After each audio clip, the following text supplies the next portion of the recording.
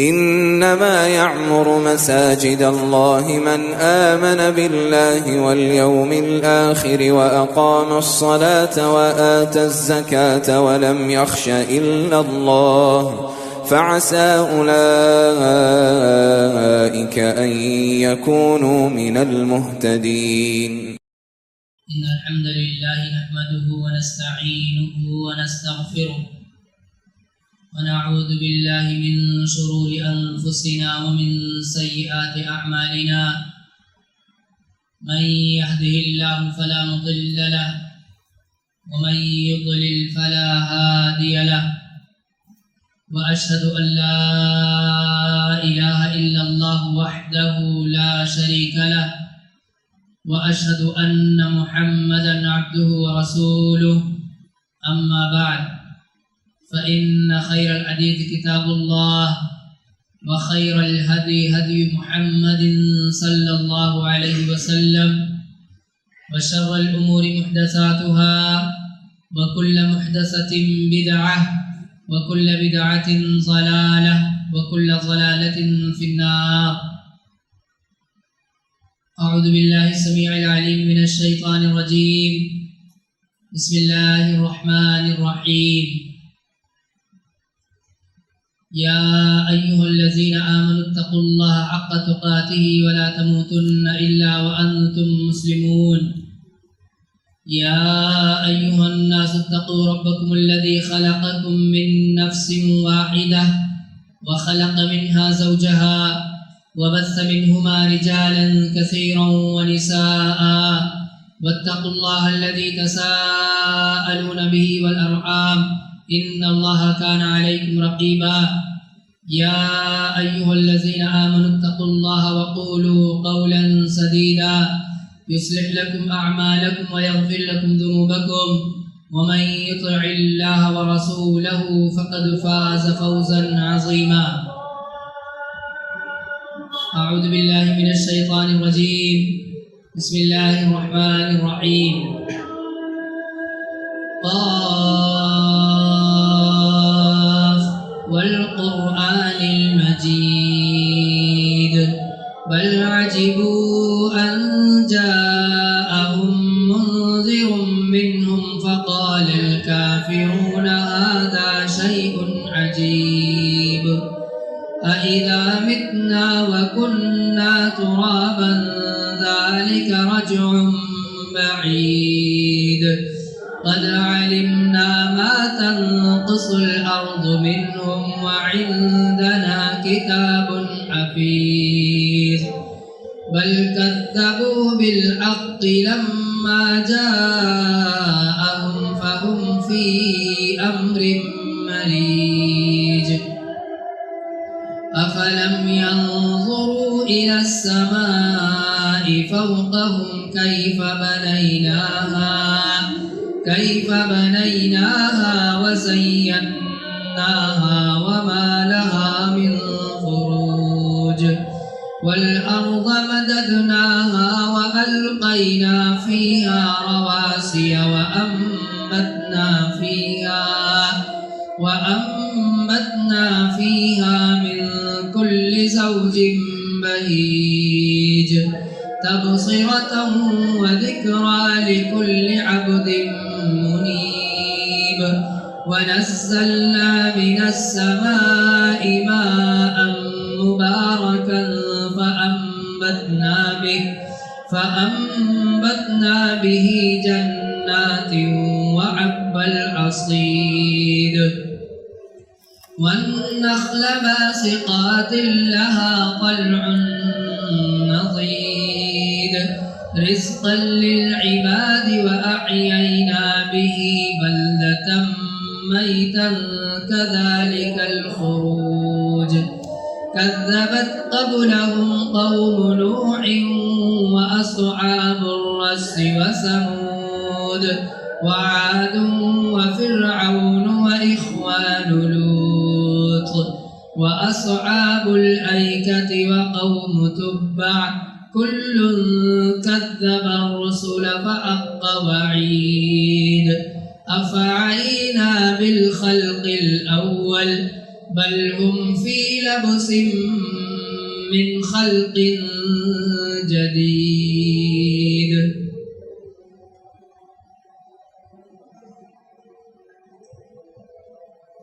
ہر قسم کی تعریف و توصیف، کبریائی و بڑائی، حمد و ثنا اس وحدہ لا شریک کے لائق و زیبا ہے، جس نے ہم سب کو پیدا کیا، بے شمار انگنت نعمتوں سے نوازا ہے اور نوازتے رہتا ہے۔ درود و سلام ہو تمام انبیاء کرام پر، خصوصاً نبی آخر الزماں ہمارے پیارے نبی رحمت للعالمین محمد رسول اللہ صلی اللہ علیہ وسلم۔ دینی و ملی بھائیوں، بزرگوں، نوجوان ساتھیوں، عزیز بچوں اور پردہ نشین اسلامی ماں اور بہنوں،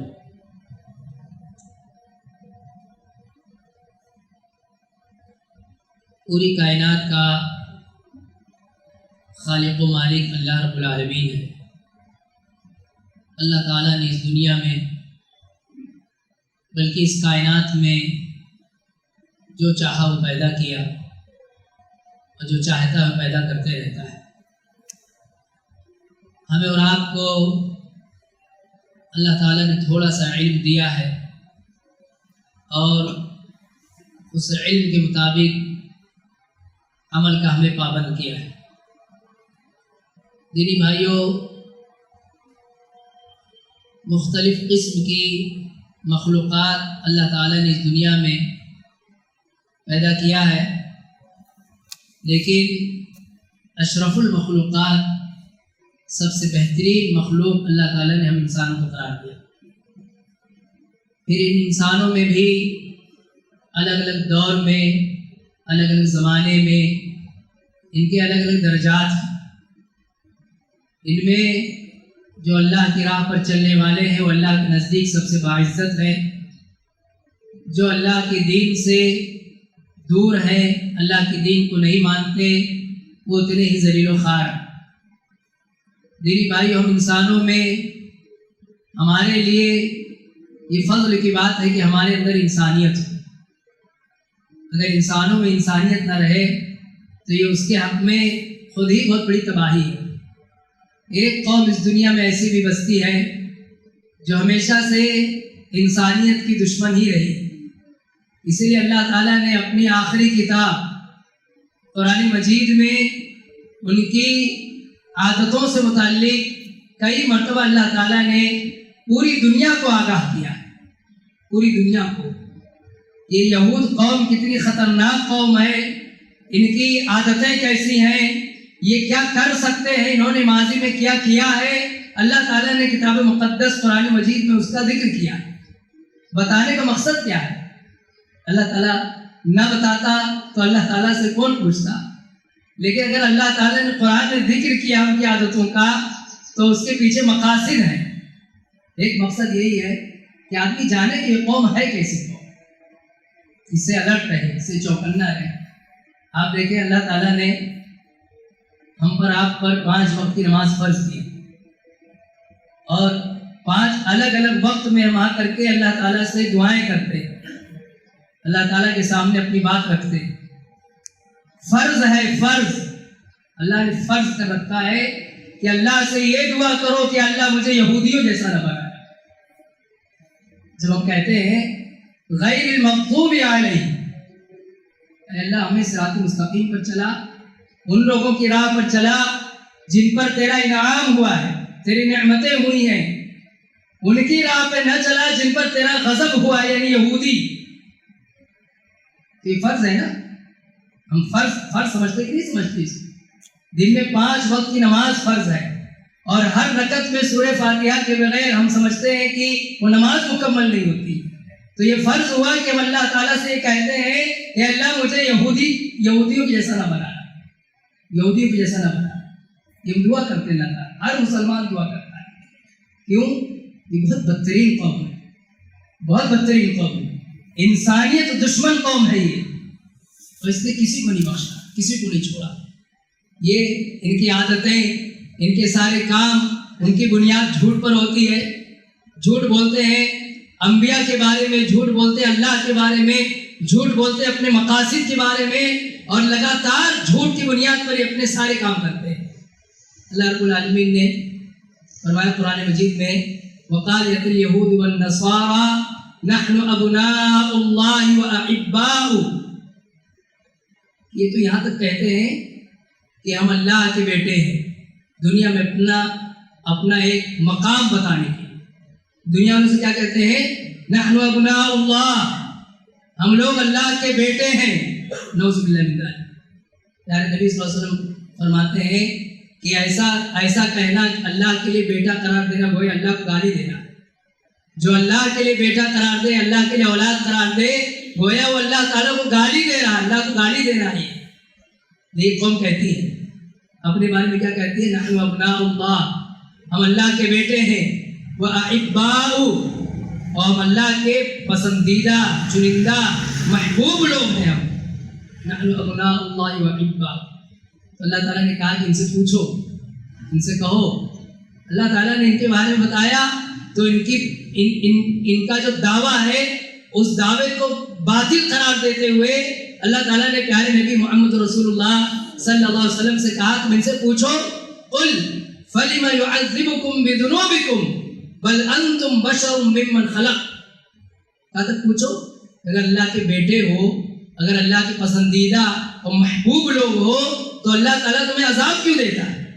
جب تم اللہ کے نزدیک محبوب ہو تو اللہ تو جس سے محبت کرتا ہے اسے عذاب کیوں دے گا؟ جب تم اللہ کے اتنے چہیتے ہو، فَلِمَ يُعَذِّبُكُمْ بِذُنُوبِكُمْ، اللہ تمہیں تمہارے گناہوں کی وجہ سے کیوں عذاب دیتا ہے؟ بل انتم بشر، یہ حقیقت نہیں ہے، تمہارا دعویٰ باطل ہے، تم بشر ہو، تم انسان ہو۔ اللہ تعالیٰ نے اس طرح سے ان کے اس جھوٹ کو قرآن مجید میں ذکر کیا ہے۔ ایسے ہی یہ کوئی بات نہیں ماننی ہے، حق تسلیم نہیں کرنا ہے، تو ایک ہوتا آدمی سرے منہ کہہ دیتا ہے کہ مجھے نہیں ماننا ہے، اور ایک ہے کہ آدمی اس کو نہ ماننے کے لیے ہیلے کرتا ہے، بہانے کرتا ہے، اور ماننا نہیں ہے تو کوئی بھی بات بنا کر کے وہ اپنے آپ کو اس سے بچانے کی کوشش کرتا ہے۔ انہیں پیارے نبی محمد رسول اللہ صلی اللہ علیہ وسلم کی رسالت تسلیم نہیں کرنی تھی، نہیں ماننا تھا، اللہ کے رسول کو نہیں ماننا تھا کہ محمد صلی اللہ علیہ وسلم اللہ کے رسول ہیں۔ تو انہوں نے یہ نہیں کہا کہ ہم نہیں مانیں گے کہ آپ اللہ کے رسول ہیں، بلکہ کیا کہا کہ اللہ تعالیٰ نے ہم سے یہ کہا ہے کہ ہم رسول اسے ہی مانیں جو ایک ایسی آگ لا کر کے دکھائے جو آگ ہمارے صدقات و خیرات کو کھا جائے۔ اللہ تعالیٰ نے اس کا ذکر قرآن میں کہ یہ کہتے ہیں الذین قالوا ان اللہ عہد الینا الا نؤمن لرسول حتى يأتينا بقربان تأكله النار قل قد جاءكم رسل من قبلي بالبينات وبالذي قلتم فلم قتلتموهم إن كنتم صادقين۔ اللہ تعالیٰ نے ذکر کیا ان کے ہیلے کو، یہ محمد رسول اللہ صلی اللہ علیہ وسلم سے کہتے تھے کہ دیکھو ہم آپ کی بات مان لیں، لیکن ہم سے اللہ نے کہا ہے عہد الینا، اللہ نے ہم سے وعدہ لیا۔ کیا وعدہ لیا ہے؟ اللہ نؤمن لرسول، کہ ہم کسی رسول پہ بھروسہ نہیں کریں گے، ہم کسی رسول پر ایمان نہیں لائیں گے۔ کیوں نہیں لائیں گے رسول پر ایمان؟ تب تک ایمان نہیں لائیں گے جب تک کہ وہ یہ کام کر کے دکھائے۔ کیا کام کر کے دکھائے؟ کہ صدقات و خیرات اکٹھا کرے۔ اب جتنے صدقات و خیرات کے مال اکٹھا ہوئے ہیں، اناج ہے، مال ہے، سونا چاندی جو بھی ہے، پھر آسمان سے ایک آگ آئے اور وہ آگ اس کو جلا ڈالے یا آگ اس کو اٹھا کے لے جائے۔ ایک شکل ہوتی تھی پہلے، کسی کا صدقہ قبول ہوا کہ نہیں قبول ہوا تو اس کی شکل یہ ہوا کرتی تھی کہ آگ آتی تھی پہلے قوم میں، پہلے امتوں میں، وہ آگ اس صدقات و خیرات کو اٹھا کے لے کے چلی جاتی تھی۔ تو وہ دلیل ہوتی تھی اس بات کی کہ یہ صدقہ جو نکالا گیا ہے، یہ رقم جو نکالی گئی یا جو یہ غلہ نکالا گیا ہے، یہ اللہ نے اسے قبول کر لیا۔ آگ جس کو اٹھا کے لے کے چلی جائے وہ اللہ نے اس کو قبول کر لیا۔ تو یہ بات پیارے نبی محمد رسول اللہ صلی اللہ علیہ وسلم سے یہ لوگ ذکر کرتے تھے، آپ بھی ایسا کر کے دکھائیں۔ کوئی ضروری نہیں کہ اللہ تعالیٰ ہر نبی کو یکساں معجزہ دے، الگ الگ معجزے اللہ تعالیٰ نے دیے تو اللہ کے نبی کے سامنے یہ بات ڈال دیتے تھے۔ اچھا پیارے نبی صلی اللہ علیہ وسلم کو یہ بات اللہ تعالیٰ نے بتائی کہ اپنے اس دعوے میں جھوٹے ہیں. ہم نے ایسا کوئی وعدہ نہیں کیا, ہم نے ایسا کوئی وعدہ نہیں کیا. اور پھر کہا کہ ان کی اس بات کا جواب دو. یہ کہتے ہیں عہد الینا اللہ نؤمن لرسول اتینا بقربان تاکلہ النار. قل, آپ جواب دیجیے, قد جاءکم رسل من قبلی بالبینات, کہ مجھ سے پہلے جو رسول آئے, جو نبی آئے, انہوں نے واضح نشانیاں لے کر کے آئی ہیں ان کے رسول ہونے کی.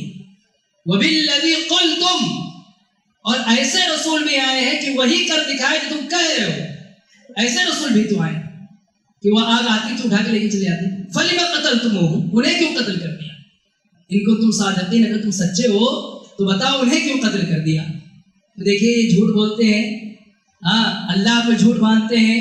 کوئی بات نہیں ماننا ہے تو اس میں اللہ کی طرف منسوب کر کے ایک بات کہہ جاتے ہیں. یہی نہیں, مال کمانے کے لیے, پراپرٹی بنانے کے لیے, اور بڑے سے بڑے رقبے میں حکمرانی کرنے کے لیے, اس میں بھی یہ اللہ کی طرف منسوب کرتے ہیں, غلط باتیں منسوب کرتے ہیں.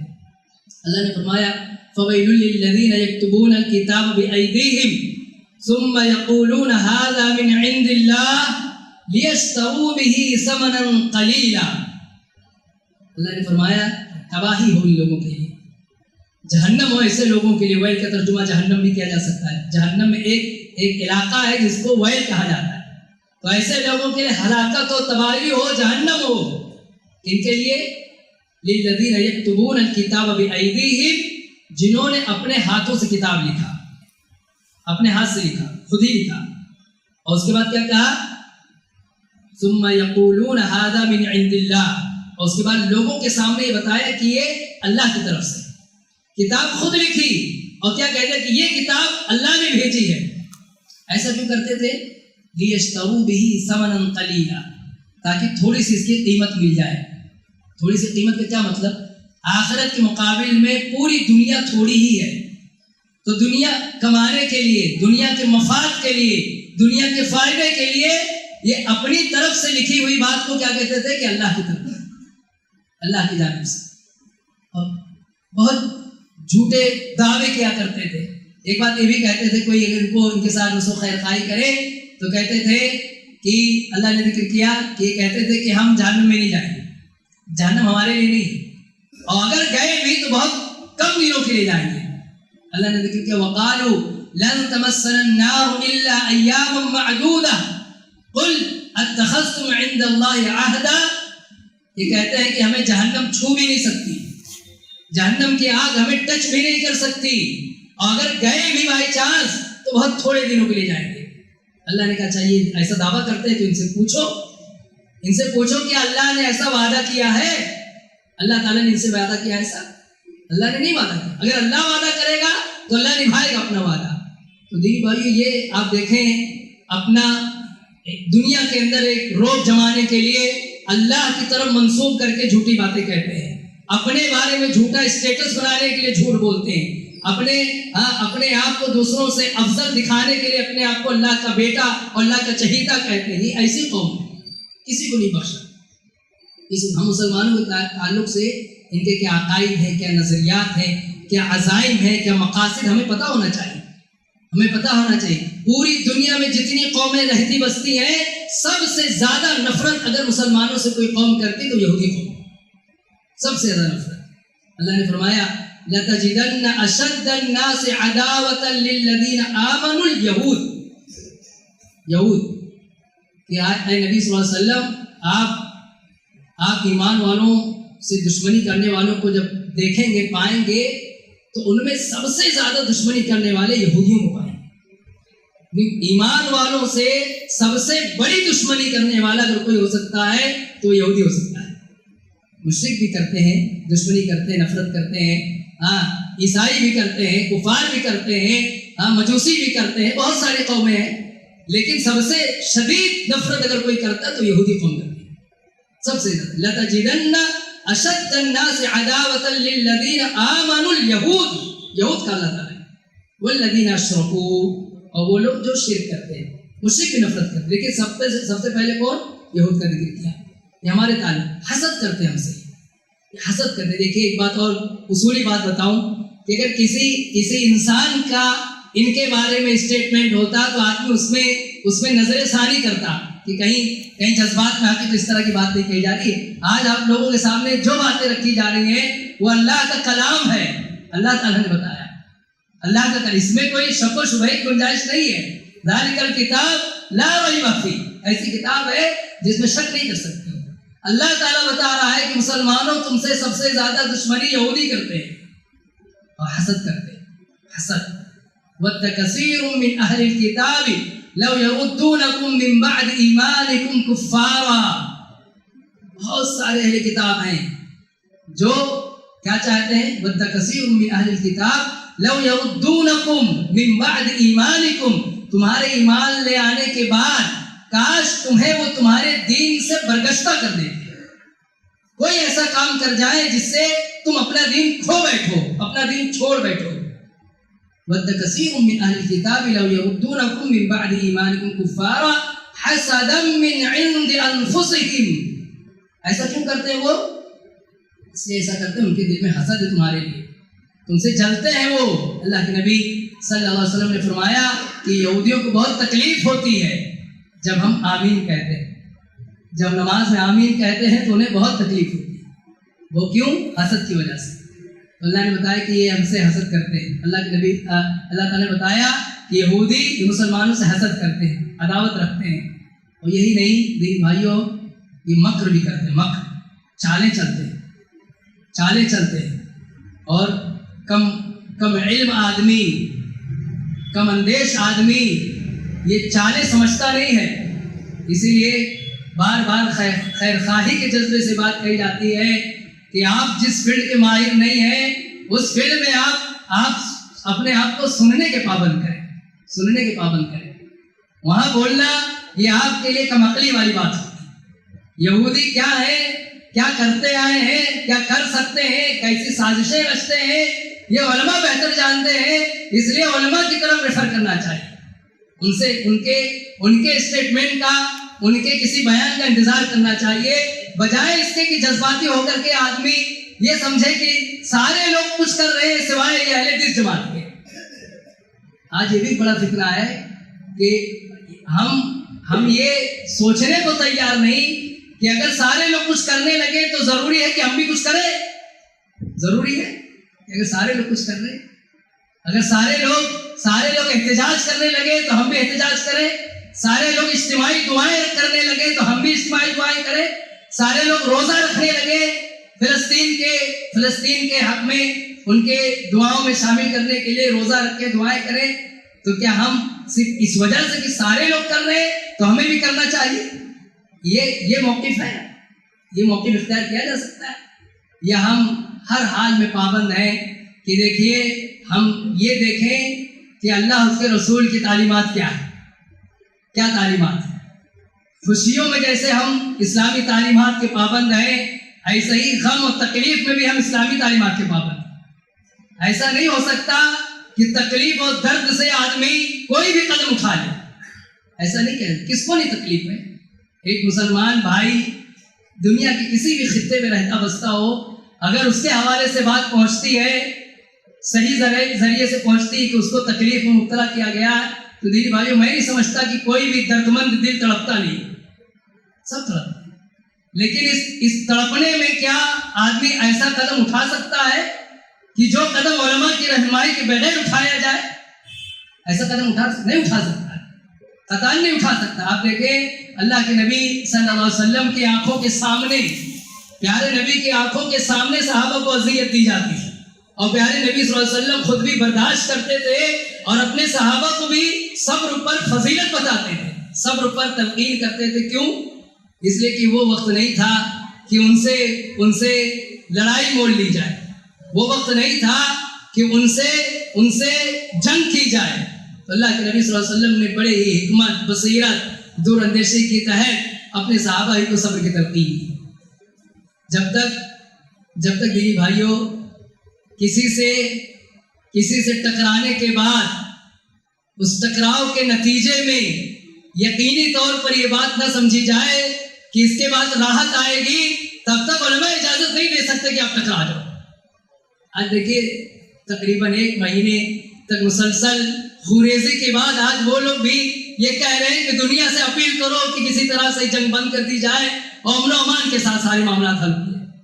یہی بات اگر پہلے سے کوئی کتاب و سنت کے مطابق کوئی ملک اپیل کرتا رہا یا کوئی جماعت اپیل کرتی رہی کہ تشدد اور لڑائی بھڑائی کی راہ پہ جا کر کے کبھی بھی مسئلہ حل نہیں ہو سکتا، تو اسے بزدلی کا طعنہ دیا جاتا ہے، اسے عیش پرستی کا طعنہ دیا جاتا ہے، یہ قوم بزدل ہے کہہ کر کے ہمارے اپنے نوجوانوں کو ورغلانے کی بہکانے کی کوشش کی جاتی ہے۔ اس موقع پر میں خاص طور پر دین بھائی اپنے نوجوان اہل حدیث بھائیوں سے کہنا چاہوں گا کہ دیکھیے دنیا کیا کرتی ہے، کیا کہتی ہے، آپ اس کے پابند نہیں ہو، آپ زندگی کے ہر موڑ پر اس بات کے پابند، ہر موڑ پہ اس بات کے پابند ہو کہ ہمارے علماء کیا کہتے ہیں، ہمارے علماء کیا کہتے ہیں۔ اگر آپ یہ بات سمجھتے ہو کہ دنیا میں رہنے بسنے والی جتنی جماعتیں ہیں اہل حدیث یہ حق پر رہنے والی جماعت ہے، تو آپ کو اسی سچائی کے ساتھ جینا چاہیے کہ یہ اللہ تعالیٰ اسے سچی رہنمائی سے محروم نہیں کر سکتا۔ یہ سچی رہنمائی اپنے لیے بھی اور دنیا والوں کے لیے بھی اللہ کی توفیق سے کرتی آئی اور کرتی رہے گی انشاءاللہ۔ کبھی بھی جذباتیت میں بہ کر کے ہم ایسا موقف نہیں اختیار کر سکتے کہ اپنے لیے، اپنوں کے لیے اور پورے قوم و ملت کے لیے تباہی کا سامان کریں جذباتیت میں مبتلا ہو کر کے، کبھی نہیں ایسا کر سکتے۔ ہاں درد ہوتا ہے تو دل سے دعا کرتے ہیں اللہ تعالیٰ سے کہ رب العالمین ہم کمزور ہیں تو طاقتور ہے، ہمارے بھائیوں کے لیے کوئی سبیل پیدا فرما۔ ہم سمجھتے ہیں اس بات کو کہ ہم کمزور ہیں اور کمزوری کے عالم میں لیا گیا اسٹینڈ اور مزید تکلیفیں لائے گا، اس لیے صبر کرتے ہیں، ورنہ جب قوت و طاقت حاصل ہوگی ہوتی حاصل، اللہ کا وعدہ ہے، اللہ قوت و طاقت سے نوازتا ہے توحید کی راہ پر چلنے سے، اللہ طاقت سے نوازتا ہے سنتوں کو زندہ کرنے کی کہ ثمرے کی شکل میں۔ تو دینی بھائیو تو وہاں پر جب اللہ تعالیٰ کی طرف سے یہ قوت اور طاقت آتی ہے تو اس وقت کے جو مسائل ہوں گے اسے آج ذکر کر کے لوگوں کو نہیں بہکایا جا سکتا، لوگوں کو آج نہیں بھڑکایا جا سکتا۔ اللہ تعالیٰ سے دعا اللہ تعالیٰ ہمیں کتاب و سنت کی صحیح سمجھ عطا فرمائے، ہر حال میں شریعت کو مقدم رکھنے کی توفیق عطا فرمائے۔ اور دینی بھائی ایک بات اور بھی کہ دیکھیے کبھی بھی کوئی بھی آ کر کے دینی جذبے سے ہمیں یہ سمجھانے کی کوشش کرتا ہے کہ دیکھیے ہمارے علماء کچھ نہیں کر رہے ہیں، ہمارے قائدین کچھ نہیں کر رہے ہیں، ہمیں کچھ کرنا چاہیے، تو فوراً ایک سوال یہ کرو کہ آدمی کے اندر یہ اس سوچ کے ساتھ جو آدمی آیا ہے اس نے دین کہاں سے سیکھا ہے؟ اگر وہ کتاب و سنت کا علم رکھنے والوں سے سیکھ کر کے ایسی بات کہہ رہا ہے اور نہیں کہتے اسے، عام طور پر ایسے لوگ جو جذباتی بات کرتے ہیں وہ کسی بھی کتاب و سنت کے عالم کے ٹچ میں نہیں رہتے، وہ سیاسی مقاصد کے تحت، سماج میں رتبے کے تحت یا کبھی اچھے جذبے سے بھی جذباتی ہو کر کے اس طرح کی باتیں کرتے ہیں۔ انہیں بھی سمجھانا چاہیے اور اپنے آپ کو بھی سنبھال کر کے رکھنے کی ضرورت ہے۔ اللہ تعالیٰ ہمیں صحیح سمجھ عطا فرمائے۔ دینی بھائیوں تو بات یہ چل رہی تھی کہ یہ یہودی قوم ایسی قوم ہے جس نے کسی کو نہیں چھوڑا۔ آپ دیکھیں انہوں نے، آج ہمیں تعجب ہوتا ہے یا ہم حیرت کرتے ہیں کہ اتنے سارے لوگوں کو یہ مار رہے ہیں، ان کی آپ تاریخ دیکھیں گے تو ناحق انہوں نے نبیوں کو قتل کیا۔ ہم تو عام آدمی نبیوں کو انہوں نے قتل کیا، نبیوں کو، رسولوں کو۔ اللہ تعالیٰ نے فرمایا ان الذین یکفرون بآیات اللہ ویقتلون النبیین بغیر حق، بلا شبہ جن لوگوں نے اللہ کی آیتوں کا انکار کیا، کفر کیا، ویقتلون النبیین، اور نبیوں کو یہ قتل کرتے آئے ہیں، بغیر حق، ناحق قتل کیا، نبیوں کو قتل کیا، رسولوں کو قتل کیا۔ اللہ کے نبی صلی اللہ علیہ وسلم کے آخری لمحات چل رہے ہیں، زندگی کے آخری لمحات۔ اما عائشہ رضی اللہ تعالی عنہا کی گود میں اللہ کے نبی صلی اللہ علیہ وسلم سر ہے، اور پیارے نبی کہہ رہے ہیں عائشہ مجھے وہ درد محسوس ہو رہا ہے اور ایسا لگ رہا ہے کہ میری شہر رگ کٹ جائے گی۔ جو رگ دل سے جس نس کا اٹیچمنٹ ہوتا ہے یا جو نس دل تک پہنچتی ہے، اللہ کے نبی کہہ رہے ہیں کہ ایسا لگ رہا ہے ابھی وہ کٹ جائے گی، اتنا درد ہو رہا ہے، اتنی تکلیف ہو رہی ہے۔ یہ کس نے دیا تھا زہر؟ اللہ کے نبی صلی اللہ علیہ وسلم کو خیبر میں ایک یہودی عورت نے دیا تھا، انہوں نے اپنے زمانے کے نبیوں کو تو قتل کیا ہی تھا، پیارے نبی صلی اللہ علیہ وسلم کو مدینے میں بھی کئی مرتبہ کوشش کی کہ قتل کر دیں. بلاتے تھے کسی کام سے، صلح کے کام سے، خیر کے کسی نام پر بلاتے تھے. اللہ کے نبی صلی اللہ علیہ وسلم کو چاہتے تھے کہ آپ اکیلے آ جائیں یا ایک دو لوگ ساتھ میں ہوں تو حملہ کر کے کسی گلی میں آپ کو قتل کر دیا جائے. کئی مرتبہ کوشش کی. ایک مرتبہ اللہ کے نبی صلی اللہ علیہ وسلم بیٹھے ہوئے تھے ایک چھت کے نیچے، اور اوپر سے سازش رچ کر کے ان لوگوں نے یہ چاہا کہ اوپر سے پتھر گرا دیا جائے، اور پتھر جب گرے تو اللہ کے نبی صلی اللہ علیہ وسلم نیچے دب جائے. جبریل علیہ السلام آ گئے اور جبریل علیہ السلام نے بتا دیا کہ یہاں سے نکل.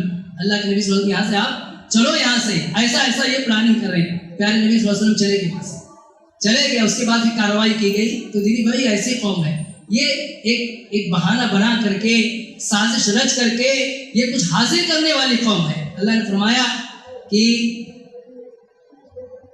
ان کے بارے میں فرمایا کہ ان کی ایک جماعت ایسی ہے جو کہتی ہے آمنوا بالذی انزل علی الذین آمنوا وجہ النہار واکفروا آخرہ لعلہم یرجعون. ایک جماعت یہ کام کرتی ہے، ایک گروپ ان کا یہ کام کرتا ہے کہ کہتے تھے کہ جو ایمان والے جس پر ایمان لائے، مسلمان لوگ جس پر ایمان رکھتے ہیں، تم بھی اس پر ایمان لے آؤ. اپنے کچھ لوگوں کو کچھ ایجنٹس بھیجتے تھے. ایجنٹ جاتے تھے اور کیا کرتے تھے، کہتے تھے ہم بھی مسلمان ہو گئے، مسلمانوں کے بیچ میں آ کر کے ہم بھی مسلمان ہو گئے. لیکن پری پلان آتے تھے کہ ایسا ہم کہیں گے کہ ہم مسلمان ہو گئے ہیں، اور اس کے بعد جب شام ہوگی تو ہم کیا کریں گے، کفر کر دیں گے، ہم انکار کر دیں گے. یہ بھیجے جاتے تھے، یہ آتے تھے یہودی اور کہتے تھے کہ ہم مسلمان ہو گئے ہیں، ہم اسلام لے آئے. اور پھر شام کے وقت کیا کہتے تھے کہ نہیں، ہمیں اسلام سمجھ میں نہیں آ رہا ہے، یہ اسلامی تعلیمات ہمیں سمجھ میں نہیں آ رہی ہے، اور پھر کفر کر جاتے تھے. ایسا کیوں کرتے تھے؟ اللہ تعالیٰ نے بتایا لعلہم یرجعون. ایسی سازش رچتے تھے تاکہ جو مسلمان نئے مسلمان ہوئے ہیں وہ بھی دیکھیں کہ اچھا یہ لوگ بھی تو آئے تھے، یہ لوگ آخر پلٹ گئے ہیں، تو کہیں ایسا تو نہیں کہ ہم غلط راہ پر آ گئے ہیں. تو اسی بہانے کچھ جو نئے مسلمان ہیں وہ لوگ بھی اپنے دین سے پھر جائے، اپنے دین سے ہٹ جائیں. اس طرح کا ذہن رکھنے والے ہمارے دین پر حملہ، ہمارے مال پر حملہ، ہماری عزت و آبرو پر حملہ، ہماری جان پر حملہ، یہ مستقل اس کی پلاننگ کرنے والی قوم ہے، مستقل پلاننگ کرنے والی. دینی بھائیو، انہوں نے تو جبریل علیہ السلام کو بھی کہا کہ ہمارے دشمن ہیں. اللہ کے نبی صلی اللہ علیہ وسلم کے پاس ایک مرتبہ آئے تو پیارے نبی صلی اللہ علیہ وسلم سے کہا کہ ہم آپ پر ایمان لے آئیں گے، ہم اسلام قبول کر لیں گے، لیکن کچھ سوالات ہیں ہمارے، آپ ان سوالوں کے جواب دیجیے. پیارے نبی صلی اللہ علیہ وسلم نے کہا پوچھیے. سوال کیے گئے. اللہ کے نبی نے سارے سوالوں کے جواب دیے. تو اب ہونا یہ چاہیے تھا کہ اسلام قبول کرتے تو کہا کہ یہ بتاؤ کہ آپ نے جتنی باتیں بتائی ہیں، آپ کو یہ باتیں بتانے والا کون ہے؟ پیارے نبی صلی اللہ علیہ وسلم نے فرمایا کہ مجھے یہ باتیں جبریل علیہ السلام آ کر بتاتے ہیں. تو کہا تب ہم اسلام نہیں لا سکتے. کیوں نہیں لا سکتے؟ کیونکہ جبریل ہمارا دشمن ہے، وہ اللہ کے کہنے پر ہم پر عذاب لاتا ہے. یہ اتنے ڈھیٹ کہ یہ بھی اقرار کر رہے ہیں کہ اللہ کے کہنے پر عذاب لاتا ہے. تو جب اللہ کے کہنے پر عذاب لاتا ہے تو جبریل سے دشمنی کیسی؟ تمہارے کرتوت، تمہارے اعمال ایسے ہیں کہ اللہ کے کہنے پہ عذاب آتا ہے. بندر بنا دیے گئے، خنزیر بنا دیے گئے، اور طرح طرح کے عذاب سے دوچار کیے گئے تمہارے اپنے اعمال کی وجہ سے. تو جبریل کی اس میں کیا غلطی ہے؟ اللہ تعالیٰ نے کہا قل من كان عدوا لجبريل فإنه نزله على قلبك بإذن الله مصدقا لما بين يديه. قرآن میں اللہ تعالیٰ نے ذکر کیا کہ آپ کہہ دیجئے کہ جو یہ کہتا ہے، جو لوگ یہ کہتے ہیں کہ جو لوگ جبریل کو اپنا دشمن سمجھتے ہیں، تو یہ بتائیے کہ جو جبریل کا دشمن ہے وہ اللہ کا دشمن ہے. جو جبریل کا دشمن ہے وہ رسول اللہ کا دشمن ہے، وہ فرشتوں کا دشمن ہے، اور وہ میکائیل کا دشمن ہے. میکائیل کا، یہ کہتے تھے میکائیل ہمارے دوست ہیں. تو اللہ تعالیٰ نے کہا کہ جو جبریل کا دشمن ہے وہ میکائیل کا دوست نہیں ہو سکتا، وہ میکائیل کا بھی دشمن ہی کردانا جائے گا. دیدی بھائی، ایک سوال یہاں اور سمجھیں کہ جب یہ بات کہی جاتی ہے انہوں نے نبیوں کو قتل کیا، پیارے نبی صلی اللہ علیہ وسلم کے زمانے میں جو لوگ موجود تھے کیا انہوں نے قتل کیا تھا؟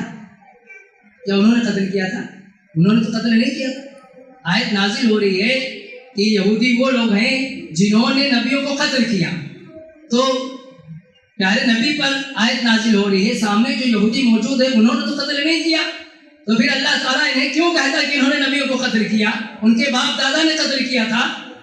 اس آیت کی تفسیر میں مفسرین نے لکھا ہے کہ آج بھی وہ اسی راہ پر ہے کہ انہیں موقع ملے تو نبی کو قتل کر دیں. یعنی یہ بالکل اپنے باپ دادا کے نقش قدم پر ہے.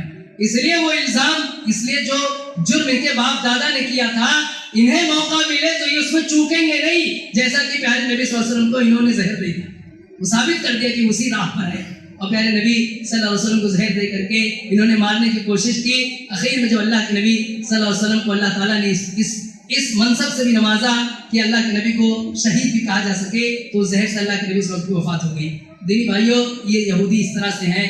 اور ایک بات اور یہاں پر ہم اور آپ کو سمجھنا چاہیے، وہ یہ کہ دیکھیے، یہ اللہ تعالیٰ نے یہودیوں کا جہاں بھی ذکر کیا ہے قرآن میں یا پیارے نبی صلی اللہ علیہ وسلم اپنے حدیثوں میں، ہمیں چوکنا کیا گیا ہے کہ ہم ان کی عادتوں میں سے کسی عادت کو نہ اپنائیں. ان کی عادتوں میں سے کوئی عادت نہ اپنائیں. یہ جھوٹ بولتے ہیں، ہمیں جھوٹ سے اس لیے نفرت کرنی چاہیے کہ یہودیوں والا من. یہ خیانتیں کرتے ہیں، ہمیں اس لیے خیانت سے نفرت ہونی چاہیے کہ یہ یہودیوں والا عمل. ہمیں بے حیائی، بے شرمی، ناچ گانا، اس سے اس لیے دور رہنا چاہیے کہ یہ یہودیوں والا عمل. اور دینی بھائی، ان کی زبان بہت چلتی ہے. یہ اپنی زبان کو لگام میں نہیں رکھتے، سازشیں کرتے ہیں، جھوٹ بولتے ہیں. اور انہوں نے تو اللہ کی شان میں بھی گستاخیاں دی. اللہ تعالیٰ کو نہیں انہوں نے اپنی زبان سے محفوظ نہیں رکھا، اللہ تعالیٰ پہ بھی گستاخی بھرے کلمات انہوں نے کہے. اللہ تعالیٰ نے قرآن میں ذکر کیا، یہ لوگ کہتے ہیں اللہ نے کہا قد سمع اللہ قول الذین قالوا ان اللہ فقیر ونحن اغنیاء، کہ اللہ تعالیٰ نے سن لی ان کی بات. یہ لوگ کہتے ہیں کہ اللہ تعالیٰ تو فقیر ہے، نعوذ باللہ من ذلک. یہودی اللہ تعالیٰ کو کیا کہتے ہیں؟ ان اللہ فقیر ونحن اغنیاء، کہ اللہ تعالیٰ فقیر ہے اور ہم کیا ہیں؟ ہم مالدار لوگ. اللہ کے بارے میں کہتے ہیں، اللہ نے فرمایا وقالت الیہود ید اللہ مغلولہ، یہ اللہ کو کہتے ہیں کہ اللہ کا ہاتھ تو بدھا ہوا ہے. اللہ کا ہاتھ کیا بدھا ہے؟ اللہ تعالیٰ نعوذ باللہ کہتے ہیں اللہ تعالیٰ بخیل ہے. اس طرح کے کلمات انہوں نے اللہ کے بارے میں کہے. اتنی بدترین قوم سے سامنا ہے ہمارے مسلمان بھائیوں کا. اللہ تعالیٰ سے دعا ہے کہ اللہ رب العالمین ہمارے بھائیوں کے حق میں جو بہتر ہو تو فیصلہ فرما. رب العالمین ان ظالموں کے چنگل سے ہمارے بھائیوں کو آزاد فرما. رب العالمین ان لوگوں کے مکر و فریب سے ان کی حفاظت فرما. اللہ العالمین اس سانحہ میں، اس حادثے میں ہمارے جو مسلمان بھائی تیرے نام میں شہید ہو گئے، رب العالمین ان کی مغفرت فرما. اللہ العالمین جو لوگ وہاں اس پریشانی سے دوچار ہیں، رب العالمین تو انہیں راحت فرما، ان کی غیب سے مدد فرما. الہ العالمین ہم کمزور ہیں، بے بس ہیں، عاجز ہیں، تو ہر شے پر قادر ہے. رب العالمین اپنے قدرت سے ان کی زندگی میں تو خوشگواری پیدا فرما. آمین. قبل رب العالمین وآخر دعوانا الحمدللہ.